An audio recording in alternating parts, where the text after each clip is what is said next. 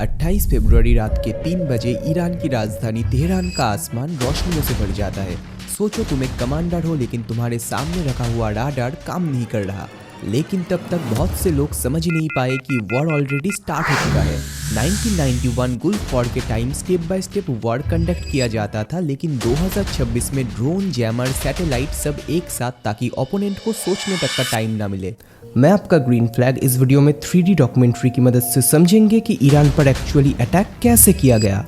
First in दो plane को समझो। ये है यूएसए का फाइटर प्लेन F-22 और F-35।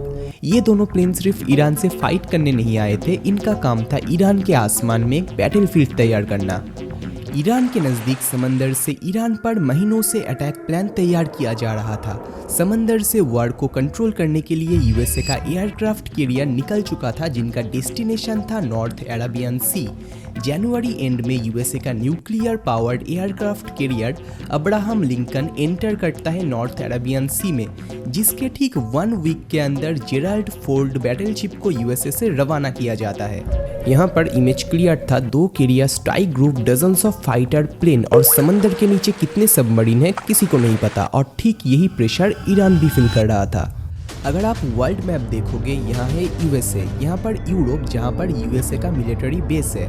यहाँ से स्टेल्थ फाइटर जेट यूरोप छोड़कर मिडिल ईस्ट ऑपरेशन जोन यानी कि इजराइल के लिए निकलता है। यहाँ पर ध्यान देने वाली बात, ये यूएसए का अटैक प्रिपरेशन था फ्यूचर के लिए, मतलब रियल अटैक अभी तक स्टार्ट भी नहीं हुआ था। 26 फरवरी ईरान के न्यूक्लियर प्रोग्राम को लेकर एक डिप्लोमेटिक कन्वर्सेशन स्टार्ट होती है।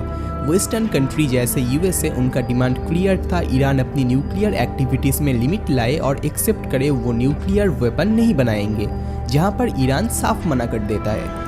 अब आता है मेन डेट 28 फरवरी रात के 3 बजे ईरान की राजधानी तेहरान का आसमान रोशनियों से भर जाता है। सोचो तुम एक कमांडर हो लेकिन तुम्हारे सामने रखा हुआ राडार काम नहीं कर रहा।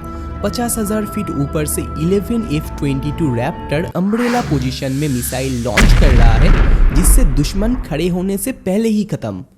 दूसरी तरफ F-35 एक के बाद एक रडार हाईजैक कर रहा है। समंदर से एयरक्राफ्ट कैरियर्स अपना काम कर रहे थे, जिससे एक वेल डिजाइन सिस्टम आसमान से समंदर सब कैप्चर हो चुका था।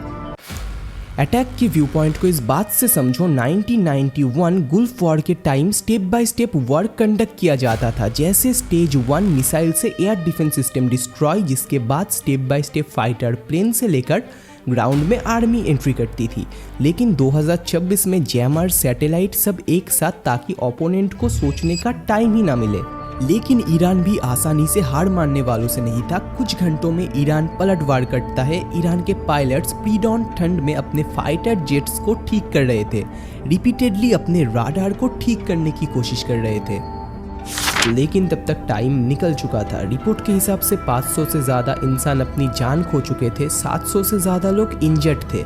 स्कूल में बॉम्बिंग के कारण बहुत से मासूम बच्चों ने अपनी जान गंवाई। वॉर के स्टार्टिंग में ईरान के टॉप पॉलिटिकल लीडर्स और मिलिट्री पर्सन्स की डेथ, जिससे ईरान का बैकबोन हाईली इम्पैक्टेड हो चुका था। 28 फरवरी को जो हुआ वो सिर्फ टेक्नोलॉजी नहीं, ये प्रूफ था कंपेनियनशिप, डिसिप्लिन, ट्रेनिंग से कोई कंट्री क्या कुछ कर सकता है। ऑपरेशन एपिक फ्यूरी का ये एंड था या फिर स्टार्टिंग, ये तो आने वाला वक्त बताएगा। वैसे आपके थॉट्स आप कमेंट पे ज़रूर बताना। मिलता है नेक्स्ट वीडियो में।